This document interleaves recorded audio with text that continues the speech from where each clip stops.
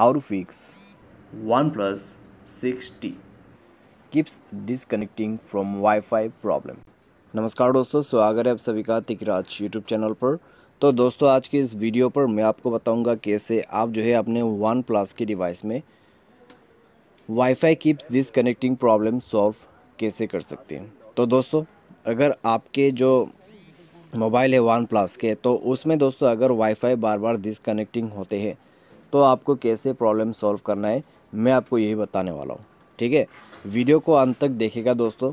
जो भी प्रॉब्लम यहाँ पे वो आपका फिक्स हो जाएगा, और जो भी सॉल्यूशन मैं आपको बताने वाला हूँ वही आपको फॉलो भी करना है।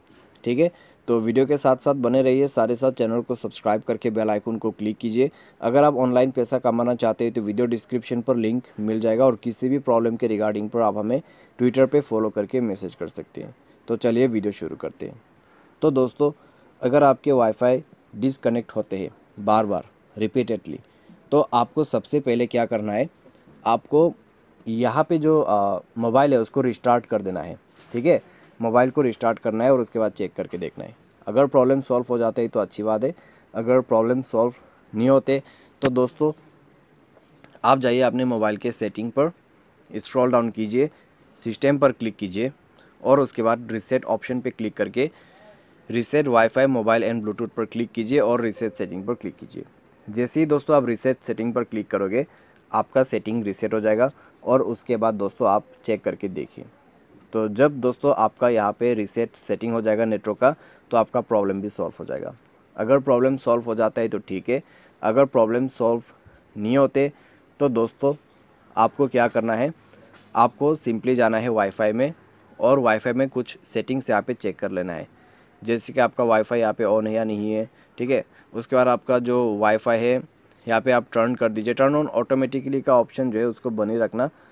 तो यहाँ पे कुछ इस तरीके का सेटिंग्स होना चाहिए जैसे कि आप देख पा रहे हैं।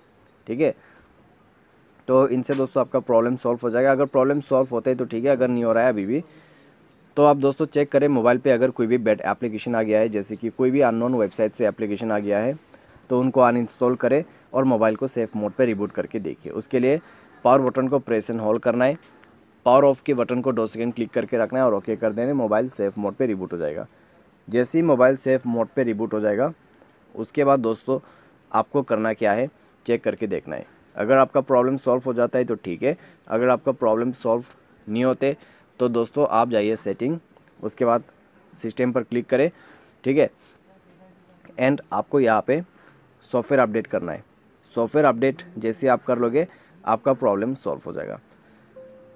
मान लीजिए दोस्तों by any chance software update के बाद भी प्रॉब्लम हो रहा है, तो जाइए दोस्तों सेटिंग पर, उसके बाद सिस्टम पर क्लिक करें, रीसेट ऑप्शन पे क्लिक करके इरेज ऑल डेटा कर दीजिएगा। जैसे ही इरेज ऑल डेटा होगा, आपका प्रॉब्लम सॉल्व हो जाएगा। तो इस तरीके से आप अपने प्रॉब्लम फिक्स कर सकते हैं। उम्मीद करते हैं दोस्तों आपको ये वीडियो पसंद आया होगा। Thanks for watching.